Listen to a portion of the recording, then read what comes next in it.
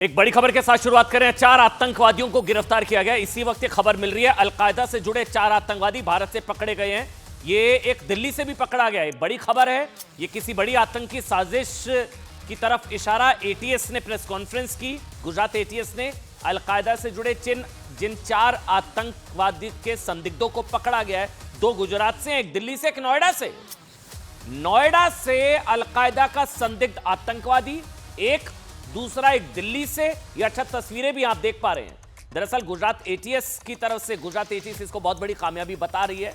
Gujarat ATS का दावा है कि ये लोग बहुत बड़ी कोई आतंकी हमला प्लान कर रहे थे। इनके पास लोकेशंस आ गई थी। एक का नाम मोहम्मद सैफुल्लाह कुरैशी है, दूसरा मोहम्मद फरदीन है, मोहम्मद कैफ, मोहम्मद जीशान। ये 4 हैं। मैं दोबारा से बता देता हूं। एक का नाम है मोहम्मद सैफुल्लाह कुरैशी, एक आतंकवाद का संदिग्ध आतंकी सैफुल्लाह, दूसरा मोहम्मद फरदीन, तीसरा मोहम्मद कैफ, चौथा मोहम्मद जीशान अली। 4 आतंकवादी पकड़े गए हैं। आतंकवाद के आरोप में संदिग्धों को गिरफ्तार किया है गुजरात एटीएस ने। नोएडा से मिला है अलकायदा का संदिग्ध आतंकवादी, नोएडा से, दिल्ली से, गुजरात से 2। आप सोचिए आसपास कौन कहां का किसका कनेक्शन। ये सारे अलकायदा से जुड़े हैं। अलकायदा से जुड़े होने का दावा गुजरात एटीएस ने किया है। प्रेस कॉन्फ्रेंस भी की। ये 4 आतंकवादी अलग अलग शहरों में हमला करने वाले थे। सभी आतंकवादियों की उम्र जो है, आप देख भी पा रहे हैं तस्वीरें, ये सारे 20 से 25 साल के बीच है। 4 आतंकवादी, हाँ ये देखिए अब आप, ये 4 पकड़े हैं। सबकी उम्र 20 से 25 साल के बीच है। बताया जा रहा है साहब कि इन आतंकवादियों को भारत पर हमला करने के लिए बड़े टारगेट और बड़ी लोकेशन मिलने वाली थी। कुछ बड़ा हमला हो सकता था। 4 आतंकवादी एक दूसरे से सोशल मीडिया ऐप के जरिए कनेक्ट थे और अब इनको गिरफ्तार कर लिया गया है। आगे बढ़ेंगे। आज की एक बड़ी खबर, वोट बैंक की दौड़ मस्जिद तक। Cover story.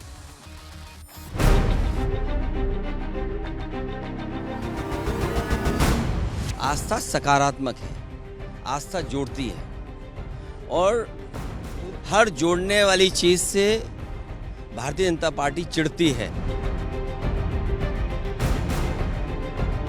बीजेपी धर्म को हथियार नहीं बनाती है। बीजेपी जो सही बात होती है उसे कहती है। एक महिला को जिस हालत में बैठे हुए देखा गया, जिस तरह के कपड़ों में देखा गया, वो बड़ा आपत्तिजनक है। श्रीमती डिम्पल यादव जी ब्लाउज में बैठी हुई हैं।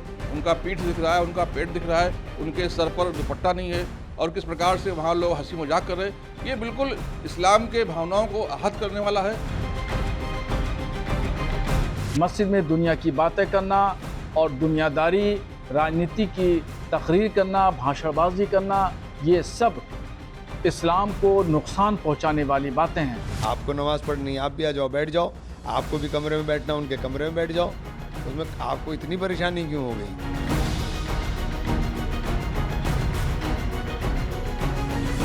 हमेशा वो नमाजवादी बने रहते हैं और वही उन्होंने आगे बढ़ाने का काम किया। वहाँ पे कोई मीटिंग नहीं हुई थी क्योंकि भ्रमित करने का हमेशा भारतीय जनता पार्टी की नीयत रही है और जो मूल जो हमारे उद्देश्य है और जो हमारे मूल जो प्रॉब्लम है इस देश की, उससे ध्यान भटकाने के लिए इस तरह की बातें करी जाती हैं। ये दर्शाने की कोशिश कर रहे हैं मुसलमानों के सबसे बड़े हिमायती हैं और यही होड़ सभी राजनीतिक दलों में लगी हुई है।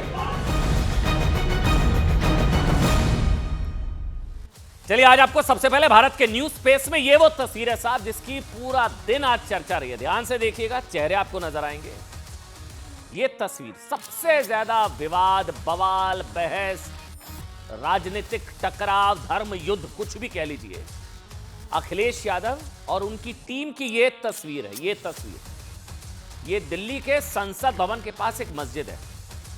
मस्जिद में कल अखिलेश यादव अपने सांसदों के साथ दावे के मुताबिक बीजेपी के की पार्टी की बैठक मस्जिद में कर रहे थे। पत्नी लोकसभा सांसद डिंपल यादव जी, अखिलेश यादव जी, समाजवादी पार्टी के कई वरिष्ठ सांसद, उन्होंने एक मीटिंग की। मीटिंग में प्रॉब्लम नहीं थी। प्रॉब्लम जो बीजेपी या हिंदूवादी संगठनों को नजर आ रही है, मस्जिद के अंदर पार्टी की मीटिंग हो रही है। जो प्रॉब्लम नजर आ रही है हिंदूवादी संगठनों को या बीजेपी को कि मस्जिद अब इतना भी खुलकर थोड़ी ना तुष्टीकरण करना होगा साहब। सेकुलरिज्म का मतलब यह थोड़ी ना कि मस्जिदों में पार्टी की मीटिंग शुरू हो जाएंगी। इतना खुलकर खेल रहे हैं क्या अखिलेश यादव? यही बीजेपी ने सवाल उठाए।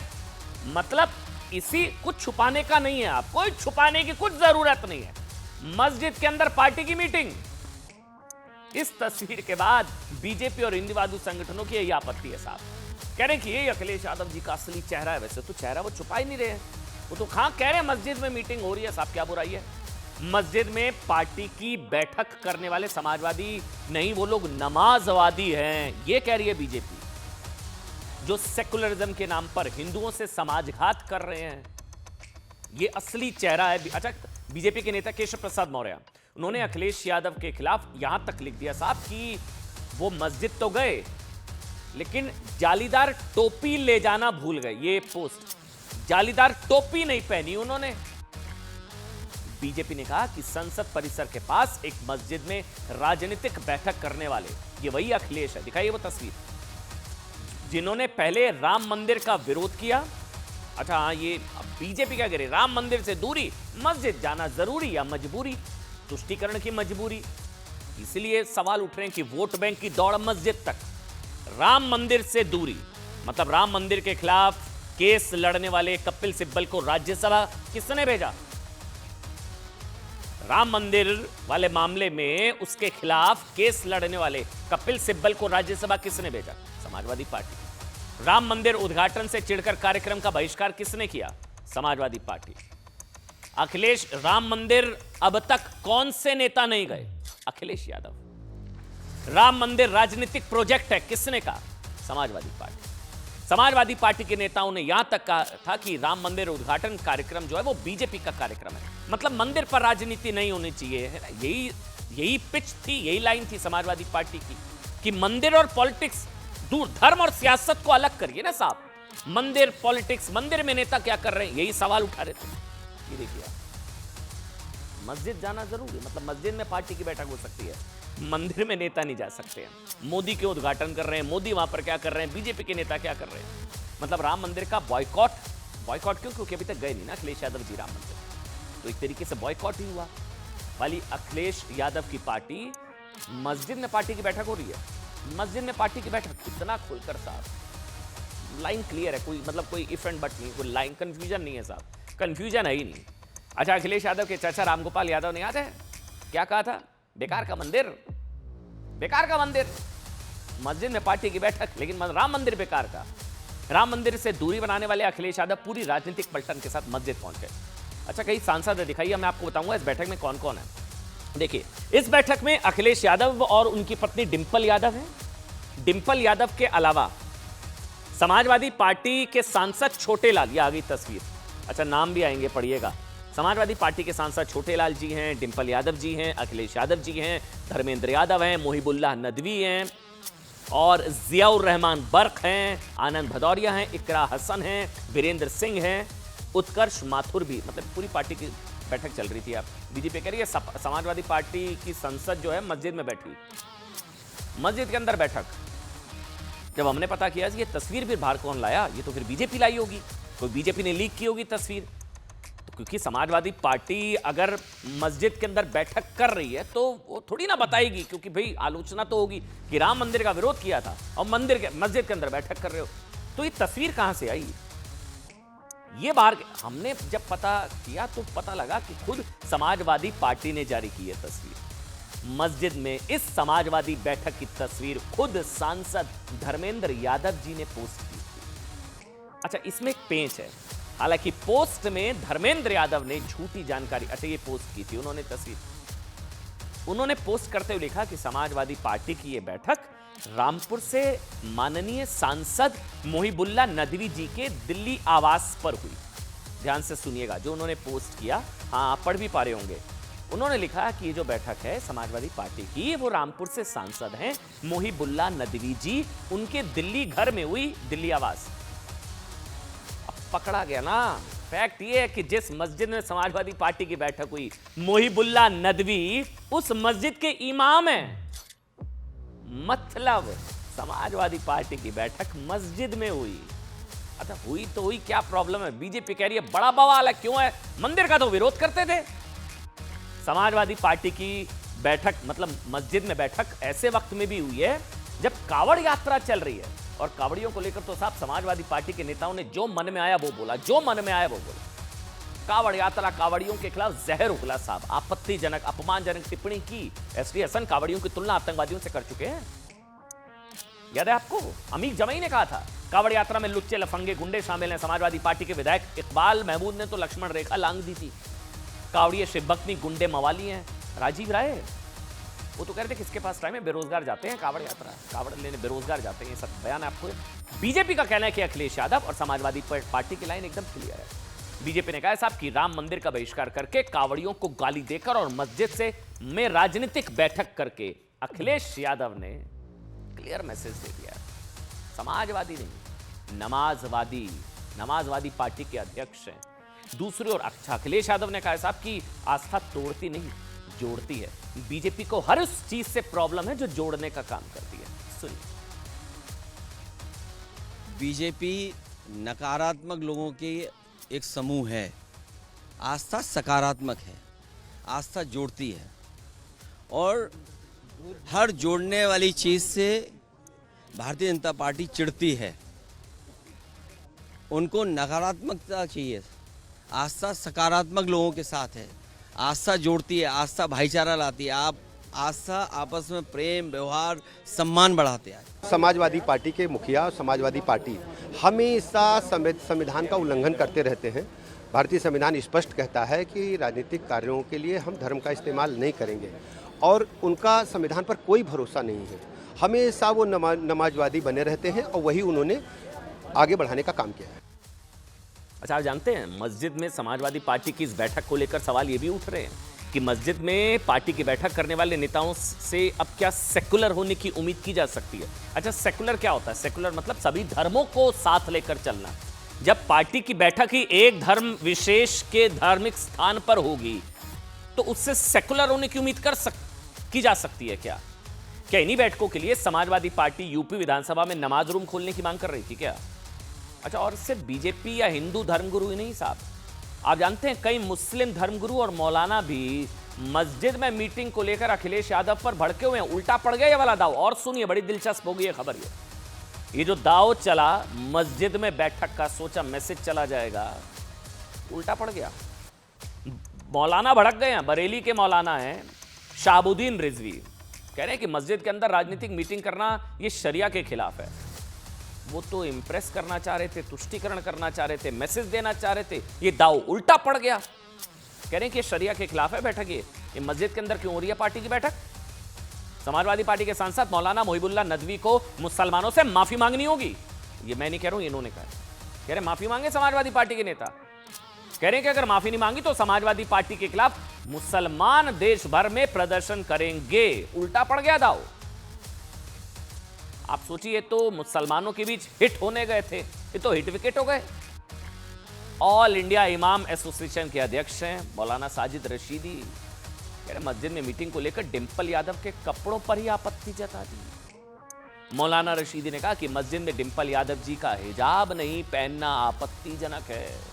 उन्हें मस्जिद के मेहराब में बिना सिर ढके आने की इजाजत किसने दे दी? उल्टा पड़ गया दाव। रशीदी ने यह भी कहा कि राजनीतिक मीटिंग के लिए मस्जिद के पास आलीशान कमरे हैं, तो मस्जिद के मेहराब में पॉलिटिकल मीटिंग करना ये मुसलमानों के खिलाफ है और नहीं है। बड़ा गुस्सा हो गया है। महाराष्ट्र हज कमेटी के अध्यक्ष हैं जमाल सिद्दीकी, कह रहे हैं कि मस्जिद में पुरुषों और महिलाओं का एक साथ बैठना गलत है।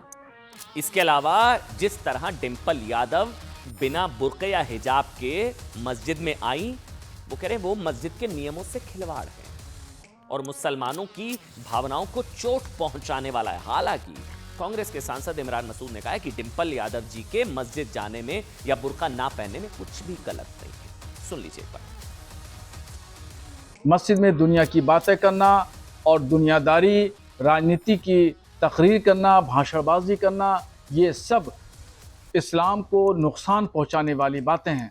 तो मौलाना मोहिबुल्लाह नदवी ने मस्जिद को सियासी अखाड़ा बना दिया। अगर वो तौबा नहीं करते हैं, माफ़ी नहीं मांगते हैं, तो फिर मैं मस्जिद कमेटी के लोगों से गुजारिश करूंगा कि उनको इमामत से बरतरफ कर दिया जाए। किस प्रकार से वहाँ पर श्रीमती डिम्पल यादव जी ब्लाउज में बैठी हुई हैं, उनका पीठ दिख रहा है, उनका पेट दिख रहा है, उनके सर पर दुपट्टा नहीं है, और किस प्रकार से वहाँ लोग हंसी मजाक कर रहे हैं, ये बिल्कुल इस्लाम के भावनाओं को आहत करने वाला है। इससे सभी देश के मुसलमानों के दुनिया भर में जहाँ जहाँ ये फोटो जाएगा वो मुसलमानों का धार्मिक भावना आहत होगी। हमारे भावनाओं को आहत करने का काम किया उन्होंने। एक महिला को जिस हालत में बैठे हुए देखा गया, जिस तरह के कपड़ों में देखा गया, वो बड़ा आपत्तिजनक है। तो इन इमाम का बराबर में एक बहुत बड़ा कमरा भी है। अगर सियासी मीटिंग करनी थी तो उस कमरे में करते, वो भी 5 स्टार से कम नहीं जो इन्होंने बना रखा है। मस्जिद में बिठाकर सियासी मीटिंग करना, ये मस्जिद के तकद्दुस को जिस तरह से पामाल किया गया है, इसको बर्दाश्त नहीं किया जा सकता। इसमें उनको क्यों इतनी परेशानी हो रही भाई? आपको नमाज पढ़नी, आप भी आ जाओ, बैठ जाओ। आपको भी कमरे में बैठना, उनके कमरे में बैठ जाओ। उसमें आपको इतनी परेशानी क्यों हो गई? हर चीज़ को मुद्दा किस बात के लिए बना रहे भाई आप? ये दांव उल्टा पड़ गया। एक बड़ी खबर आ रही है, तेजस्वी यादव ने बहुत बड़ा बयान दे दिया है, चुनाव बॉयकॉट पर विचार। बहुत बड़ी खबर है ये। आरजेडी के नेता तेजस्वी यादव, बिहार में गठबंधन का चेहरा मान लीजिए, वो कह रहे हैं चुनाव बॉयकॉट पर विचार। ये सारा विरोध शुद्धिकरण को लेकर वोटर लिस्ट एसआईआर पर बहुत बड़ा बयान दिया है। उन्होंने कहा कि अगर आपकी बात नहीं मानी गई, उनकी बात नहीं मानी गई, तो चुनाव के बहिष्कार पर, मतलब अगर ये हुआ तो क्या बिहार में चुनाव तेजस्वी यादव लड़ेंगे ही नहीं? क्या गठबंधन चुनाव लड़ेगा ही नहीं? तेजस्वी यादव ने कहा है बॉयकॉट पर हम लोग विचार करेंगे अगर ये सब हमारी बातें नहीं मानी गई। वैसे बीजेपी इसको जोड़ रही है इस बातों से कि जब परीक्षा में बच्चे की तैयारी पूरी नहीं होती तो वो एग्जाम टलवाने की कोशिश करता है, जब एग्जाम की फिर भी तैयारी नहीं होती तो एब्सेंट हो जाता है। यानी कि दिखी हार इसलिए बहिष्कार, हार का डर इसलिए शायद सरेंडर। यही बीजेपी भी कह रही है, यही जेडीयू कह रही है। लेकिन पहले तेजस्वी यादव ने क्या कहा है, वो क्यों कह रहे हैं कि वो बॉयकॉट पर भी विचार कर सकते हैं? सुनिए क्या कहा उन्होंने, तेजस्वी यादव ने। लोगों से बात करेंगे। जब आप जो है चुनाव ईमानदारी से कराइएगा ही नहीं, जो बीजेपी वोटर लिस्ट देगी आप उसी वोटर लिस्ट पे आप चुनाव कराइएगा, तो चुनाव का क्या मतलब? इलेक्शन कमीशन को बोल दे एक्सटेंशन दे दे सरकार को। नहीं हो सकता है, इस बात पे भी चर्चा हो सकती है।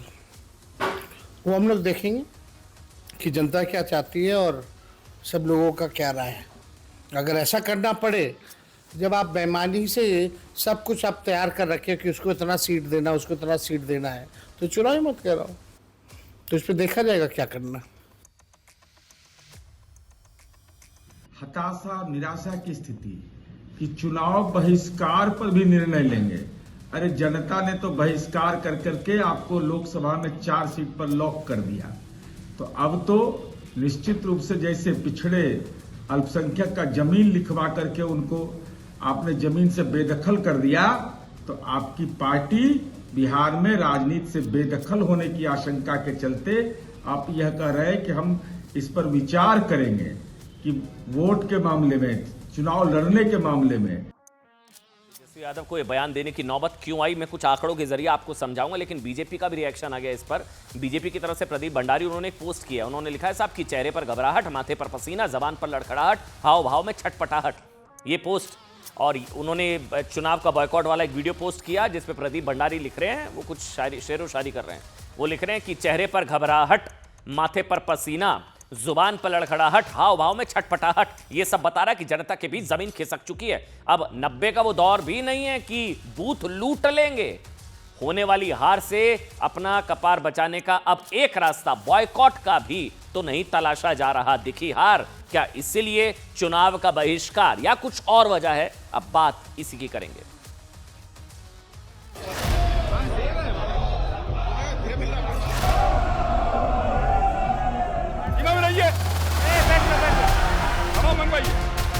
यहाँ 2 उप मुख्यमंत्री बैठे, दोनों उप मुख्यमंत्री सूत्र के हवाले से बयानबाजी शुरू कर दिए कि बांग्लादेशी आ गया, नेपाली आ गया, म्यांमार का आ गया। सूत्र पर ही तो सारी बात कर रहे हैं, नहीं सूत्र पर। ये जनता को भरमाने का खेल बंद करें। नहीं अध्यक्ष महोदय, ये बरगला रहे हैं बिहार की जनता को। बैठो न किया, पिताजी 7 साल मंत्री और उसके बाद तुम्हारी माता 7 फिर मंत्री रही, आज तुम मुख्यमंत्री रहे, और उसके बाद क्या उस समय की स्थिति है? बच्चा न हो। जिस स्थिति में मुख्यमंत्री जी हैं, हमको पूरी सहानुभूति है कि उनकी क्या स्थिति होगी। ये सदन किसी की बपौती नहीं है। ये कौन सा गलत काम बोल दिया मैंने? ये संसदीय भाषा है। सदन के अंदर गुंडा राज स्थापित करना चाहता है।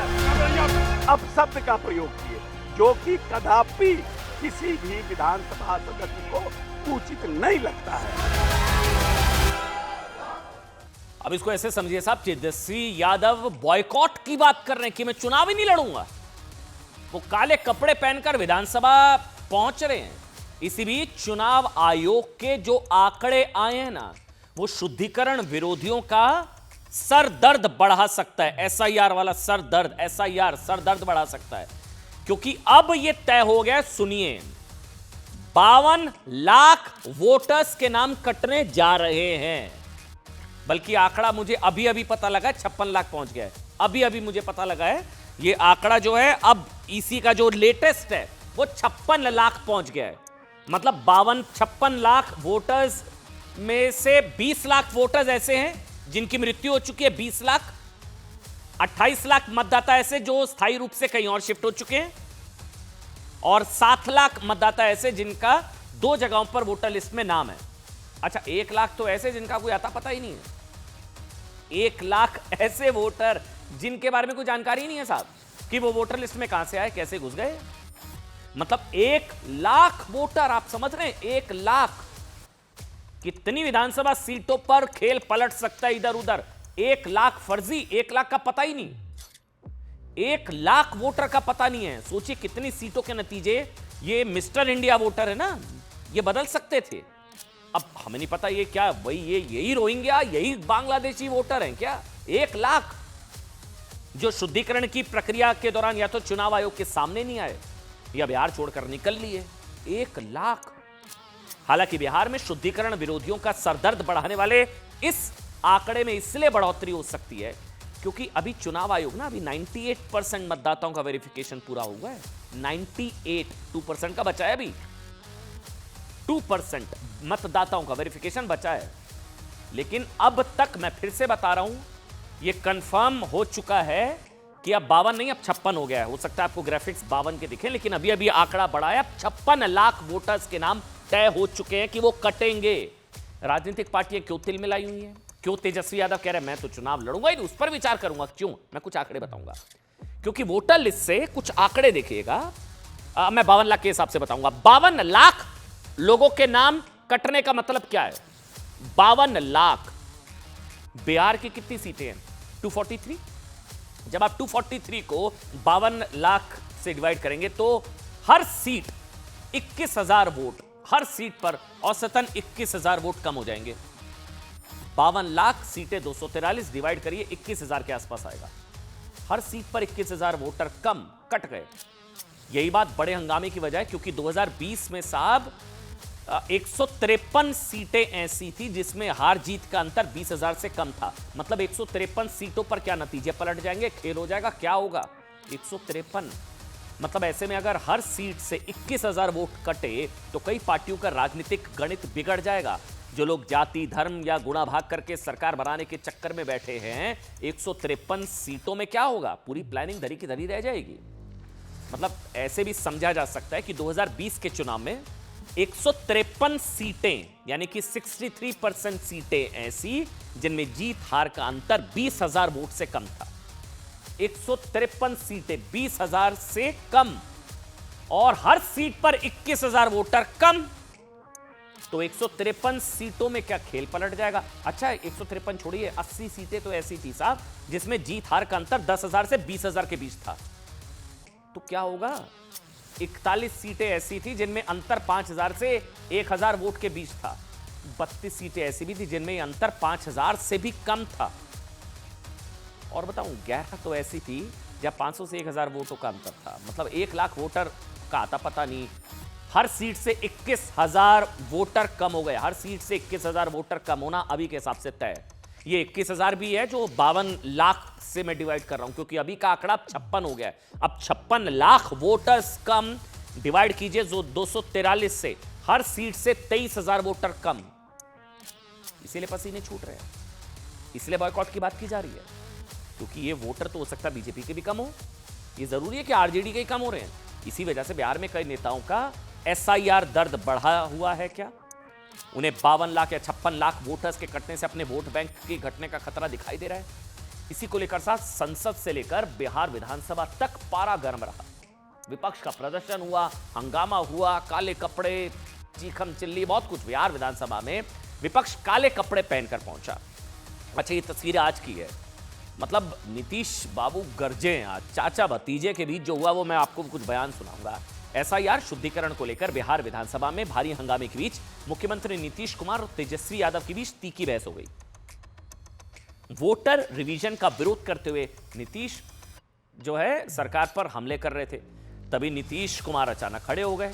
नीतीश कुमार ने कहा कि लालू और राबड़ी के कार्यकाल में बिहार का क्या हाल था, ये नहीं जानते। नीतीश ने तेजस्वी से कहा कि उस वक्त तुम बच्चे थे, बच्चे। सुनिए। बात ही बोल रहा है, अरे काहे के लिए बोल रहे हो? जब उम्र तुम्हारा कम था, तुम्हारे पिताजी 7 साल मंत्री थे और उसके बाद तुम्हारी माता 7 साल मंत्री रही, आज तुम मुख्यमंत्री रहे, और उसके बाद क्या उस समय की स्थिति है? अरे तुम तो बहुत बच्चे न थे। अब जानते हो पटना शहर में भी शाम में कोई निकलता था, कोई शाम में घर से बाहर जाता था, कहीं जाने का रास्ता है। ये जितने पत्रकार हैं इन लोगों को भी हम कहेंगे कि पहले क्या बुरा हाल था।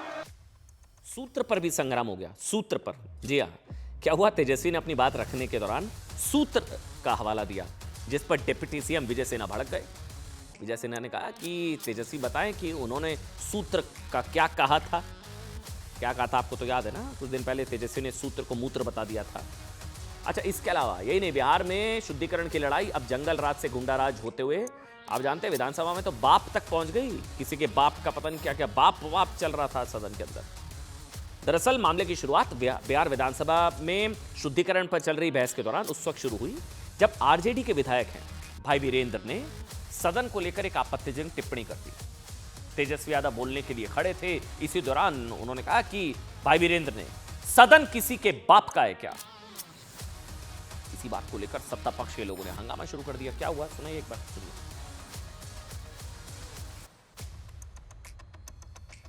यहाँ 2 उप मुख्यमंत्री बैठे, दोनों उप मुख्यमंत्री सूत्र के हवाले से बयानबाजी शुरू कर दिए कि बांग्लादेशी आ गया, नेपाली आ गया, म्यांमार का आ गया। एक को क्या कहते हैं और सूत्र पर ही तो ये सारी बात कर रहे हैं। नहीं, सूत्र पर ये जनता को भरमाने का खेल बंद करें। नहीं, अध्यक्ष महोदय, ये बरगला रहे हैं बिहार की जनता को।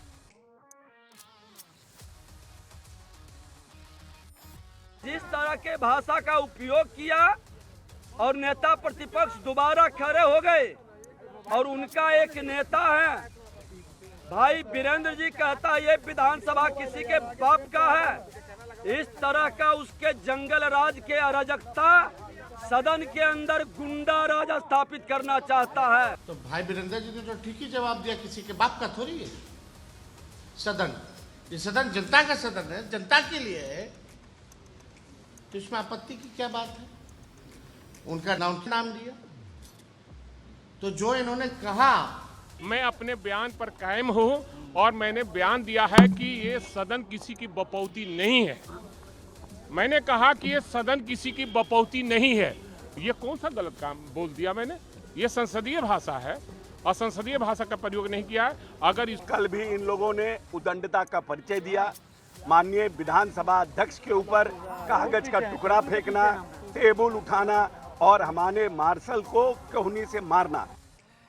और एक और बड़ी खबर आपको बता दें, विश्व हिंदू परिषद ने धर्मांतरण रोकने के लिए कठोर कानून बनाने की मांग कर दी है। वीएचपी के केंद्रीय संयुक्त महामंत्री डॉक्टर सुरेंद्र जैन ने मांग की है कि धर्मांतरण रोकने के लिए कड़ा कानून बनाया जाए। केंद्र के स्तर पर एक ऐसा कानून जो देश में समान रूप से लागू हो।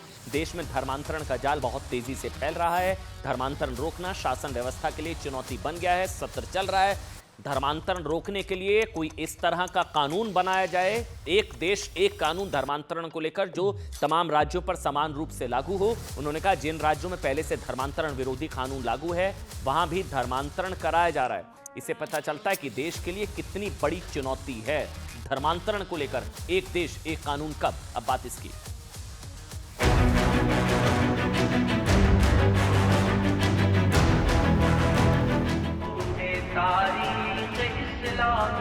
के रिश्ते जोड़ने होंगे, बहुत से बन चुके हैं सोना तब तोड़ने होंगे।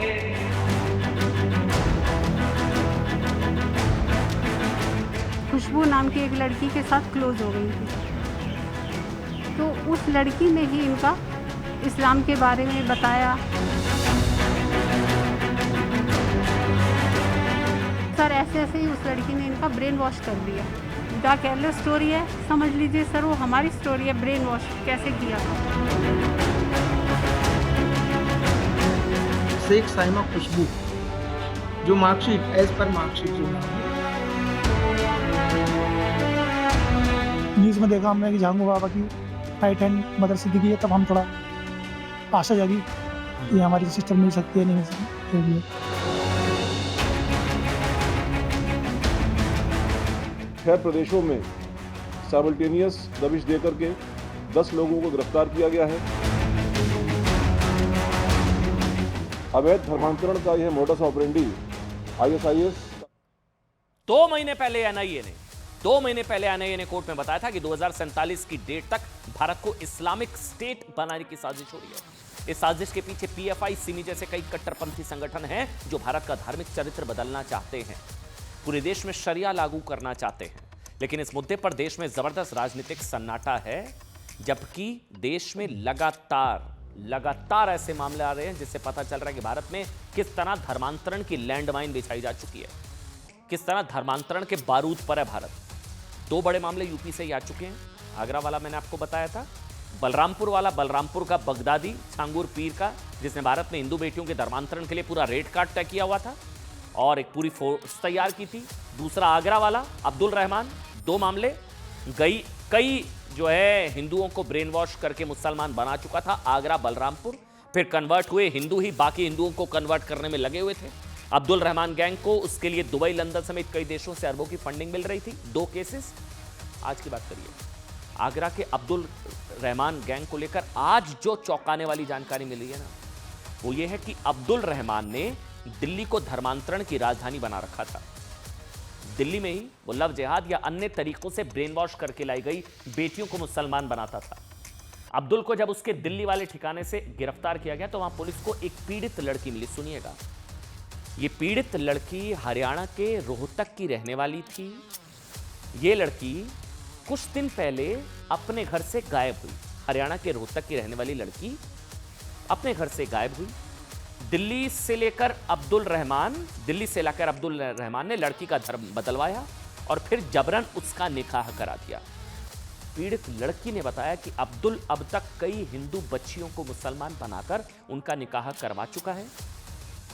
निकाह कराने के लिए अब्दुल राजस्थान से काजी को बुलाता था। अब्दुल रहमान गैंग का खुलासा कुछ दिन पहले तब हुआ जब आगरा से लापता 2 हिंदू बेटियों को न सिर्फ मुसलमान बनाया गया, जबकि एक को आतंकी बना दिया गया।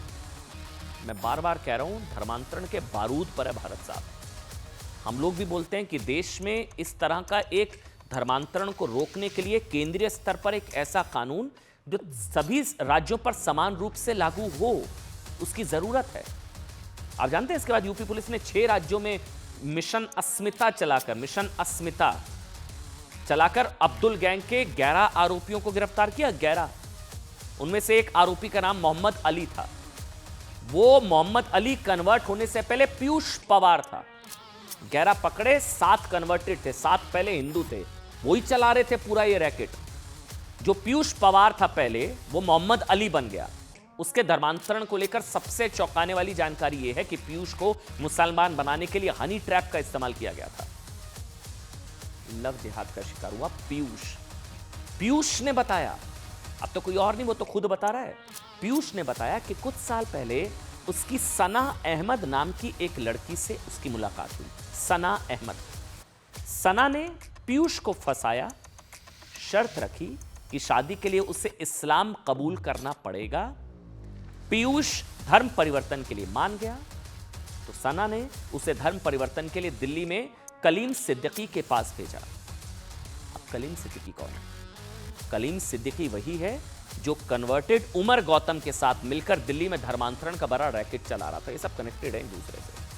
फिलहाल उमर गौतम के साथ उम्र कैद की सजा काट रहा है वो।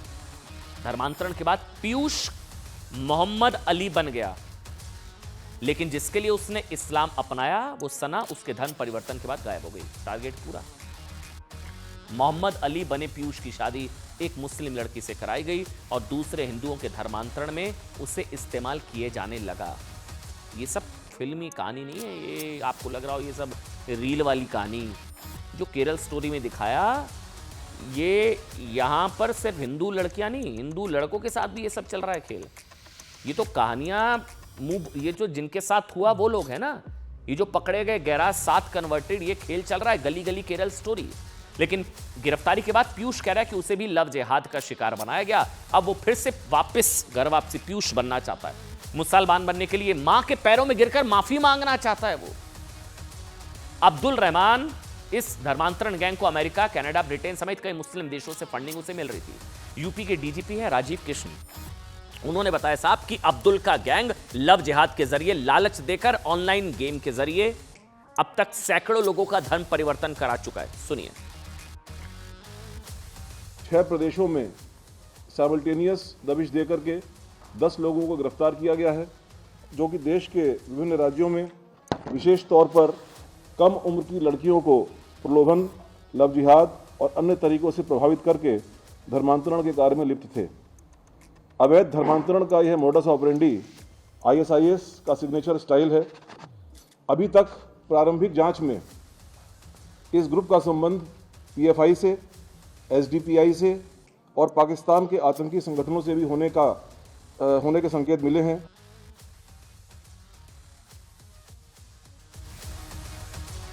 पुलिस की तरफ से कई बड़े खुलासे किए गए हैं, बल्कि पीयूष की कहानी जो है वो तो तब सामने आई जब इस पूरे मामले का खुलासा हुआ। और इसी को लेकर अब यह भी कहा जा रहा है कि उसे कैसे लव जिहाद के ट्रैप में फंसाया गया, हिंदू से मुसलमान बनाया गया।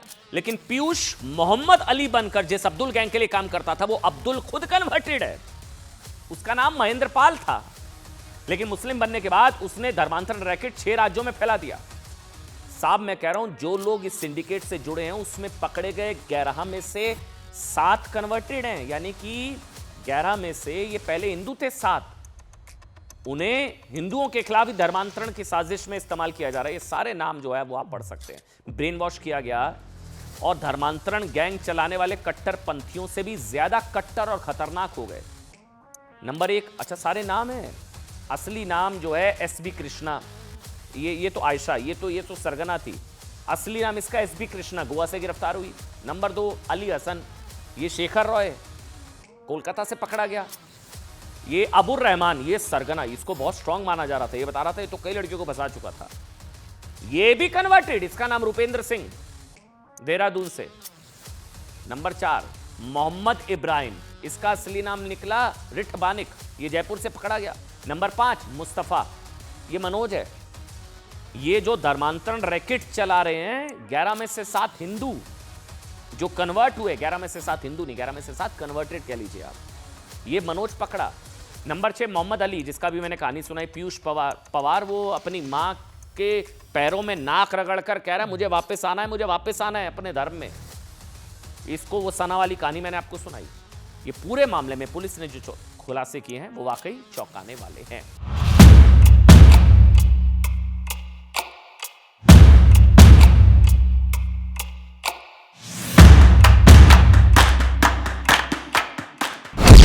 ढोल की ऋतु त्रिपाठी आज दहशत में है।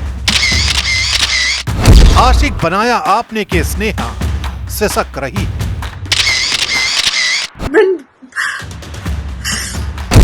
गुड बॉय बैड बॉय के डिंकी कपूर रो रही है। Guys, I'm being harassed in my own home. Raqib की सोफिया मैथ्यूज मदद को पुकार रही है,